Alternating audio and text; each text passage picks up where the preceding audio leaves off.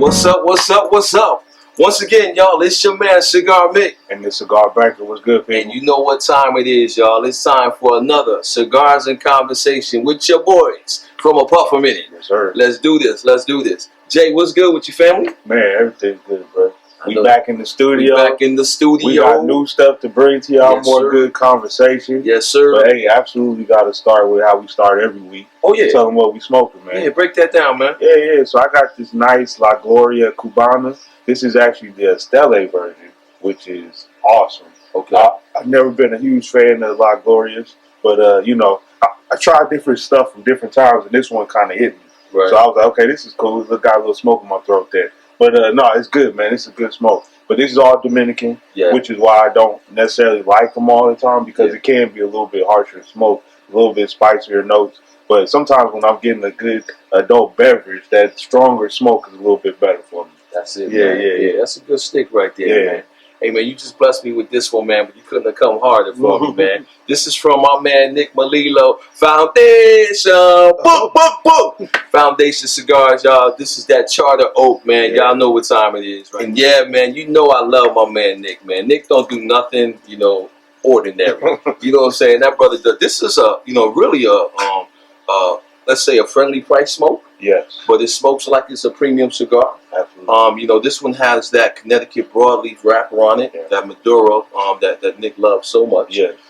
It is actually Nicaraguan tobacco, down from Estelle, man, from the Tabacalera farm down there, AJ's joint down there. So that's where they hang out. And I want to say the binder is that Sumatran. Yes. You know what I'm saying? Sumatran binder, man. This one is going to give you some earthy tones, man, a little bit of chocolate, you know what I'm saying, on the intake. But this is a great premium type smoke, man, that you can get at an economic value. So shouts out to my man Nick Melillo, you know what I'm saying, Foundation Cigars, always doing it big, man. That's what's up, bro. Yeah. Absolutely. Shout out to Nick, man. Yeah. So what we talking about today, man? We got to hit him with the combo. Man, you know what, man? It's crazy, bro, but I think everybody in America right now, man, really all over the world, is tripping on this whole coronavirus deal, bro. Yeah. You know, and I don't know where people are. You know, they could be in the barbershop, man. They could be in supermarkets. They could be wherever. But everybody is talking about coronavirus. So I feel like, you know, it would be an injustice for us not to start. We got to address it. Yeah, we got to address it, man. So, I mean, first of all, what's your take on this whole thing, man? I feel like, personally, you know, that there is this agenda to promote fear. You know what I'm saying? And these things normally happen in election years and stuff like that, you know, because they do have an impact. Yeah. If people are afraid of one another, afraid of contagions and all of this stuff, they don't go out and vote. Yeah. You know what I'm saying? They don't. There's a lot of other things that take place, but just here in Las Vegas, man, we had our first case this past week of the coronavirus here, and already, man, you can't get water at Costco. At Costco, there's no water, man. Walmart. Like, what is going on, man? Yeah. What do you think? So my take on it, like you said, I think the last, I'd say 4 or 5 years has been nothing but one thing to be afraid of after another.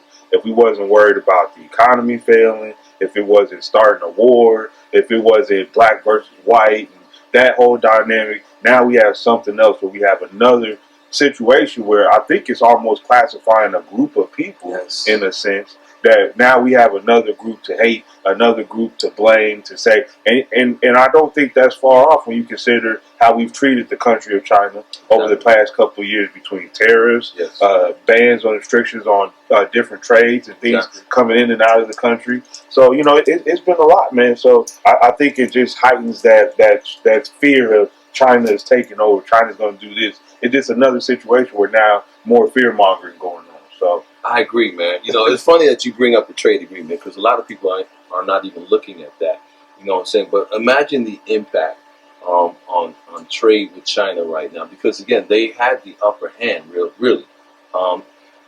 Just about every company, you know, Apple on down, got all of their raw material from China.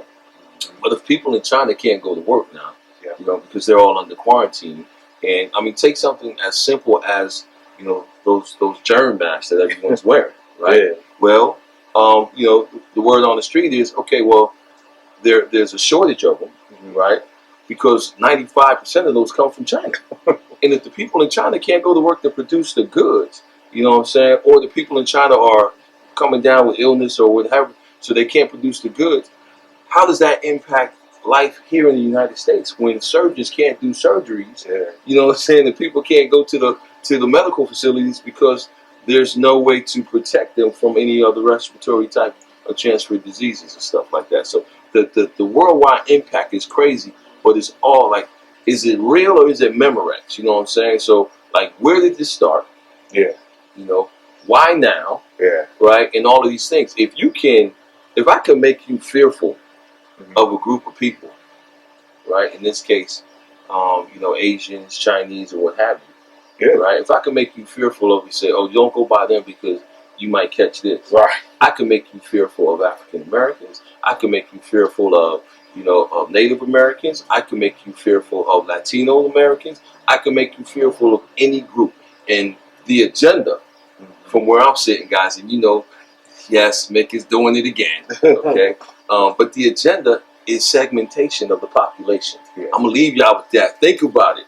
That's the real agenda and here. the thing about it is the coronavirus is nothing brand new. It's something that's been around for a period of time. I found out that there was a patent on the name coronavirus from several years ago. Isn't that crazy? So it wasn't like this just all of a sudden came about.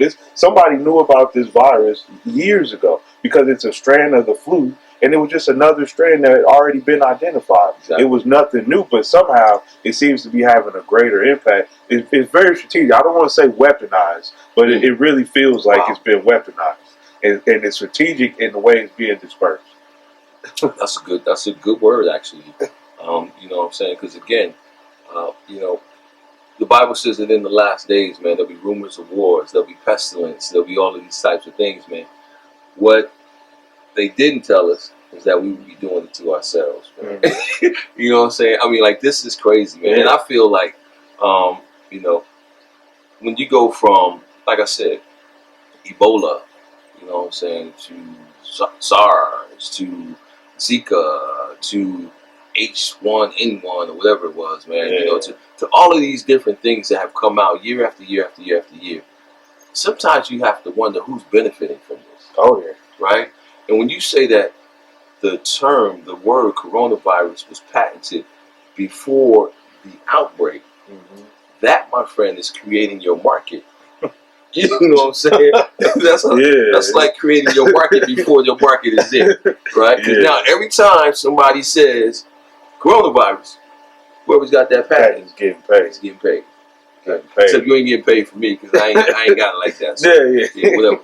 But yeah, man, it's crazy. And I don't think we've seen the end of the impact of it because the economic impact has not even really been felt yet. We do see turmoil in the markets, but there's always turmoil when you have questions and when there's fear being promoted. People are very reactionary when it comes to the stock market. Not even looking at that, but the true economics of what manufacturing means to the U.S. Like you said, we haven't done it here in decades. Correct. We haven't had a true manufacturing sector in the United States in decades. We tried to bring the auto industry back. That's doing okay. But most of those staples, like you said, even something simple as canned goods. Canned goods. The cans for the canned goods. You know, steel, wood, lumber. All these things, we're importing all this stuff. Exactly. Exactly right, man. So I don't think we felt the full impact of it at all. We are the world's top consumer. Yes. You know what I'm saying? China is the top, you know, producer of all of these raw materials, man. Hey, that's a good one, bro. You know what I'm saying? We're going to slow down on this one, man. We're going to take it to something else, you know. But yeah, man, coronavirus, y'all. All I'm going to say is, you know, be smart. Don't be fearful. Wash your hands, man. You know what I'm saying? Like straight up. Cover your mouth and wash your hands. Because all, you know, respiratory illness that's the main way that it's transmitted. You know what I'm saying? Absolutely. So, I mean, regardless of if we talking the common cold or flu, be careful. In this case, corona. Be careful. All right, man. Let's take it to the next one. What's good, Puffers? It's your boy, Cigar Mick. Hey, Cigar Banker. What's good, people? We want to take a quick moment to thank everybody for riding with a Puff a Minute for as long as you have been. You know, and we want to continue to ask for your support, and this is how you can do that. Go to www.apuffaminute.com and hit the shop icon. And when you get there, be sure to check out all the outstanding merchandise that we have available for you guys, man. We got the Pufferminute Gentlemen of the T-shirt, Gentlemen of the Leaf T-shirts. We have the ladies' T-shirts in black and white because y'all came back at me and said, why we don't have a black version. And we got the black and white ball caps. Remember, guys, this is limited edition. Yeah. Once these are gone, they're gone, right? We're going to be on to something new. We want you to collect them all, right? So again, www.pufferminute.com. Peace. All right, welcome back, everybody. I'm still Cigar Mick. The Cigar Banker. What's good, people? What's good? As we get into the second segment of the show today, Cigars and Conversation with the Pufferminute. The thing that I wanted to bring up, man, this past week, man, something very, very tragic, in my opinion, took place in the state of Alabama. You know, and I know that there's people out there that be like, you know, why are these guys always talking about injustice and, you know, because it's happening, it's because it's real, and because somebody needs to talk about it, man. And wait a minute, I gotta say this, bro, because to that point, this is Cigars and Conversation. This is what we talk about, whether the camera is on or not, because it affects our everyday life. Exactly. So we want to bring you that same conversation that we have anyway. I love that, man, what you just said, because again, we could just as easily sit down, strategize, and prepare and say, hey, what can we talk about that people are going to enjoy, to tickle their ears, right? But that's not what we do, man. You want to know what the real brand of a Pufferminute is? Keeping it real. Keeping it mother effing real, y'all. That's what we do here. We're going to talk to y'all about what we see that's going on. And sometimes it's going to be fun.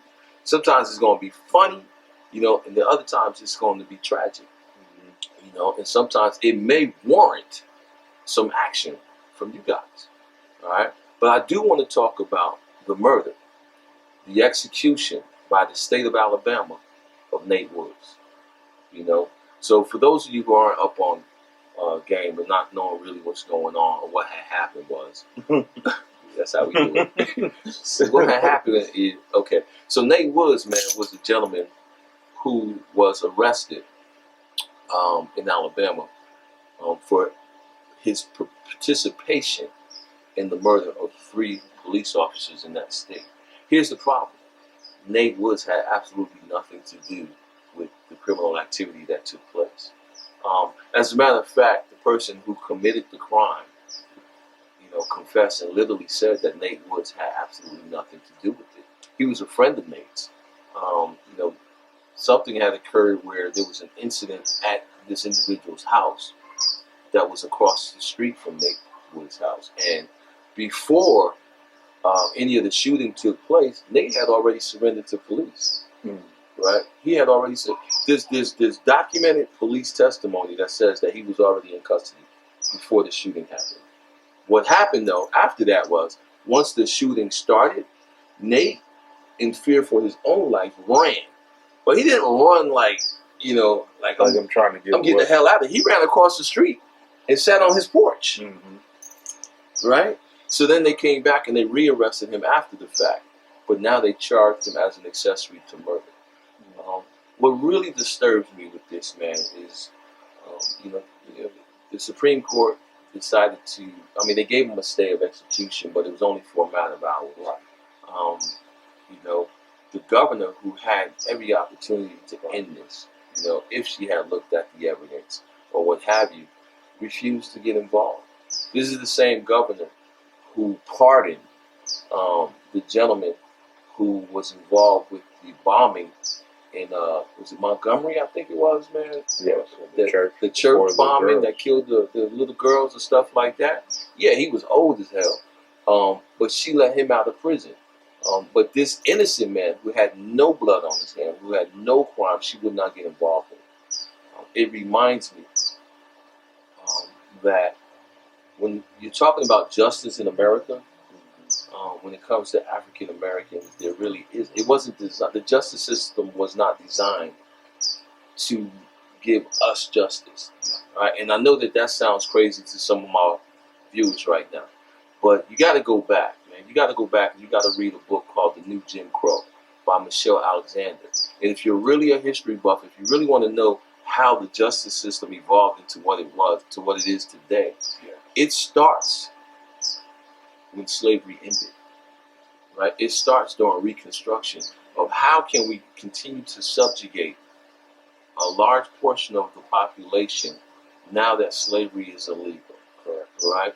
And again, that was the way to do it because again, you lose all of your civil rights and all of that stuff once you're in the system. So I'm a little perturbed. I'm hurt because these types of things continue to happen again and again. You know, and we got friends outside of the country, man. Shout out to Mark over in Ireland, man. And yes, brother, when you get to Vegas, call me, man. We hanging out, right? I got your message. But yeah, man, it's crazy, guys. The things that we have to endure. And you brought up a good point because I think we have to look at the history of the justice system in order to understand where we are today with the justice system.